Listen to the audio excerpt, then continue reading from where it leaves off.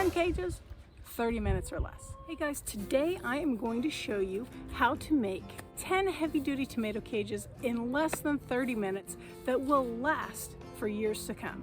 It's way more affordable than your standard heavy-duty tomato cages and just as strong, if not stronger. This one is a pretty heavy-duty tomato cage. They will run you about $13. I don't like them personally. So I'm going to show you the kind I make, and we're just going to be done with that. So what you need first off gloves. Anytime you're dealing with wire fencing, you need gloves. You're going to need a pair of snips, a Sharpie, a little set of pliers,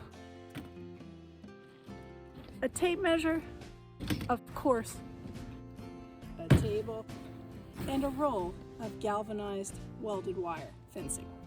The other thing you're going to need is something to hold down your wire, like a block of wood. This is a 14 gauge galvanized wire fencing that we're going to be using today.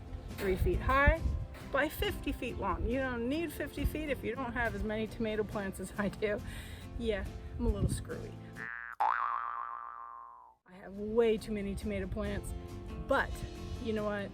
We love them, and it's also a great thing to go and share with your neighbors, your friends, and your family if you have an abundance. You can can them, you can dry them. So needless to say, I use tomato cages for them. You can even use these cages that we're making for your beans, for your pepper plants, for cucumbers to climb on. You can use them for support of some of your medicinal herbs as well. Let's get started. Or you're going to find with your welded wire fencing, there is a wire in here. You can either snip it, just undo it, and repurpose that wire. Like I said, the heavy-duty tomato cage that I showed you runs about $13. After tax, you're looking at $14 per tomato cage. This ran me about $42 for 50 feet. We're going to utilize about 4 feet of wire fencing in each little section.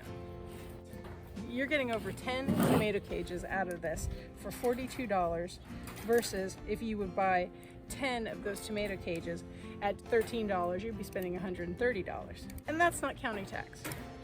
And that's not counting what store you go to get it. Let's put our gloves on. You get your pliers. You're gonna get that wire off of both sides. The nice thing is these will last for years to come. I find that with the old tomato cages, sometimes the weld will come off. All right, careful as it unwinds. I'm gonna mark out on my table how many feet I need. I measured out 4 feet of wire. Be very careful, very sharp. I have these little ends. See that? I can utilize them to tie off my circle. Let me clip this and then I'm going to show you. You're going to have wire on one end sticking off. You want that. Don't cut those off. But on this end, I marked with Sharpie the areas I'm going to snip.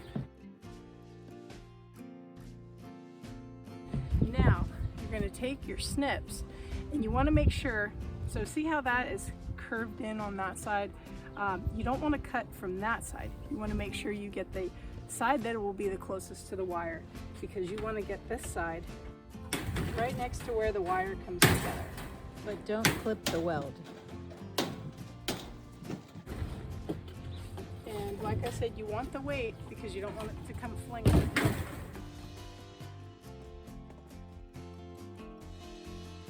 See, all you do is take this. If you have the strength, bend it. See how easy this is? There's June bug buzzing around me.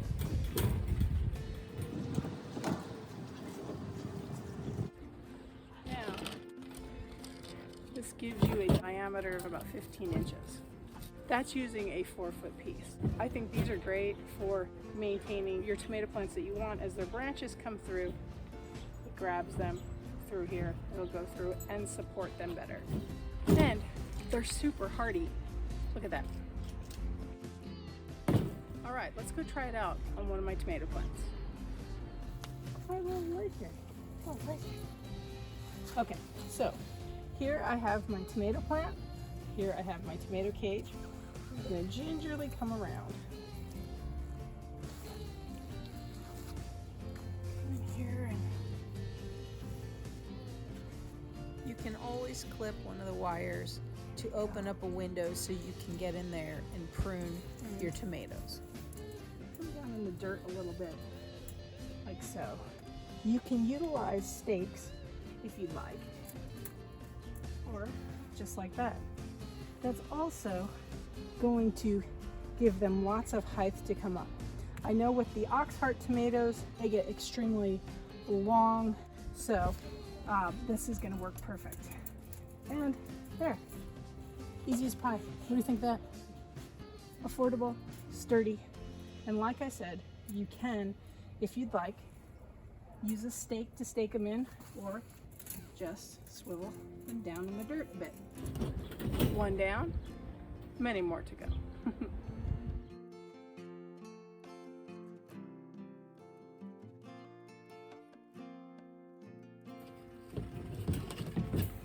Ta-da! All right.